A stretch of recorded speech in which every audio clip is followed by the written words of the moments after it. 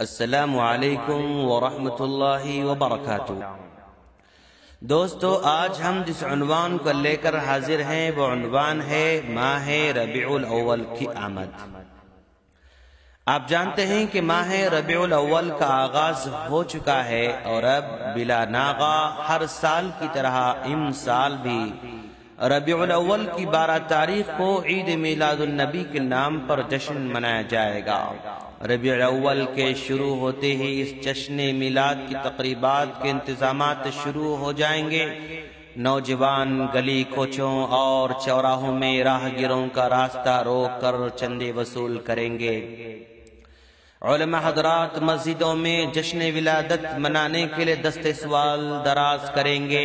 پھر 12 ربیع الاول کو نبی کریم صلی اللہ علیہ وسلم کے یوم ولادت کی مناسبت سے جلوس نکالے جائیں گے، شیرینی تقسیم ہوگی، میٹھے پکوان بنائے جائیں گے، سڑکوں پر شادی خانوں میں پرتکلف دعوتوں کا اہتمام کیا جائے گا اور گلیوں، بازاروں، گھروں اور مسجدوں میں قومیں جلائے جائیں گے، جھنڈیاں لگائی جائیں گی۔ ٹو ویلروں، لوریوں اور بسوں میں سوار ہو کر پورے ملک میں اللہ کے رسول صلی اللہ علیہ وسلم سے محبت کا بھرپور اظہار کیا جائے گا۔ ہر طرف ماہ ربیع الاول کی آمد پر مبارکبادی کے پیامات روانہ کیے جائیں گے۔ پورا مہینہ مخصوص لوگوں کو نشانہ بنایا جائے گا، ان کے خلاف نفرت کا زہر اگلا جائے گا، رات رات بھر تقریریں کی جائیں گی۔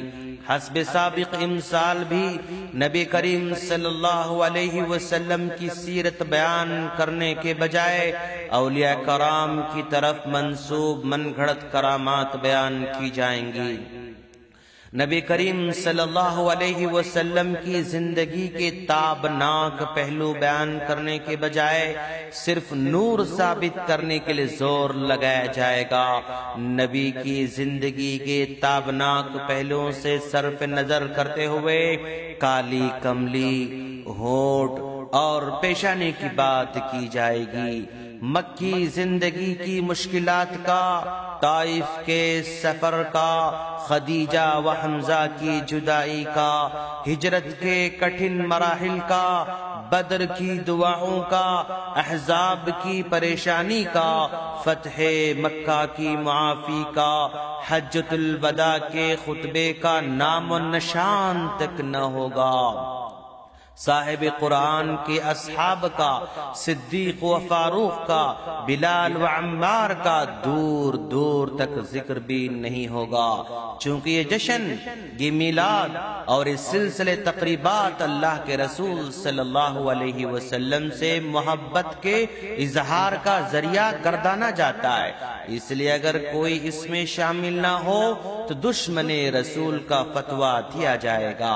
اگر پوچھا جائے کہ ہمارے حبیب صلی اللہ علیہ وسلم کے ساتھیوں کو جو ان کے جانے کے بعد بھی تقریباً 90 سال تک باحیات تھے، 64 لاکھ مربع کلومیٹر تک پھیلی ہوئی اسلامی حکومت کے مالک تھے، کیا ان کو میلاد کے دلائل سمجھ میں نہیں آئے یا ان کو محبت تھی ہی نہیں؟ تو فوراً گستاخی کا فتویٰ دیا جائے گا اور ان سوالوں کو زبان درازی کا نام دیا جائے گا۔ پھر چاروں ناچار حب رسول صلی اللہ علیہ وسلم سے سرشار ہر پیر و جوان حسب حیثیت اس میں شمولیت کا ثبوت مہیا کریں گے۔ گورنمنٹ بھی عوام کے جذبات کا خیال رکھتے ہوئے سرکاری طور پر چھٹی کا اعلان کرے گی۔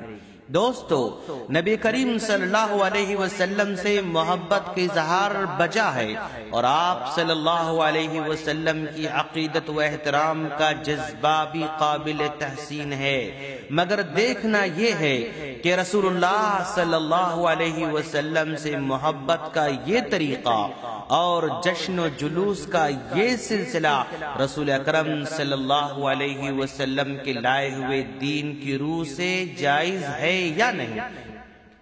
کیا صحابہ نے محبت کے اظہار کے لیے یہ طریقہ اختیار کیا تھا یا نہیں؟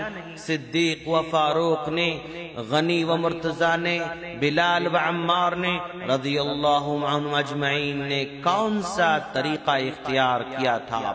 سارے صحابہ نے کیسے محبت کی تھی؟ ان کی محبت کا انداز کیا تھا؟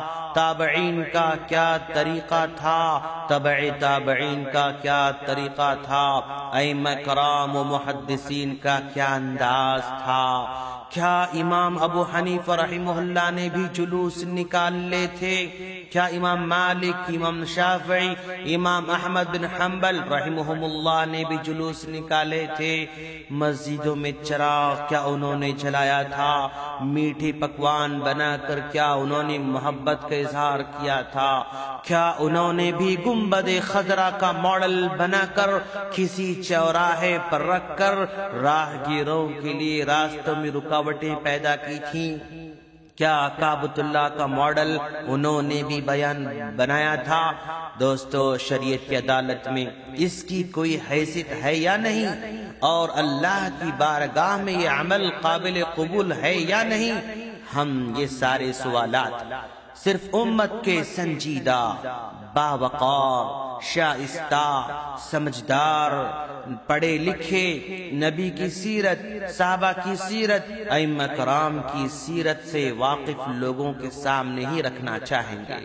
ہمارے سوالات ان لوگوں کے لیے نہیں جو قرآن و حدیث کے سیدھے سادے دلائل کو چھوڑ کر، صحابہ کرام، ائمہ کرام کو چھوڑ کر اپنی خود ساختہ منطق و لاجک کو دین سمجھ بیٹھے ہیں، جن کو صحابہ کرام کی، ائمہ و محدثین کی دین فہمی سے کچھ لینا دینا نہیں ہے، بلکہ ان کو تو چمک دمک، قوالی، ڈھول، چیخنے چلانے اور شور شرابے والا دین اچھا لگتا ہے۔ ان سے توقع ہی نہیں کہ سنجیدگی سے ان سوالات پر غور کریں گے، الا ایک اللہ کسی کو ہدایت دے دے۔ ہم آنے والے کڑیوں میں ان تمام سوالات کے جواب ڈھونڈیں گے انشاءاللہ۔ السلام علیکم ورحمۃ اللہ وبرکاتہ۔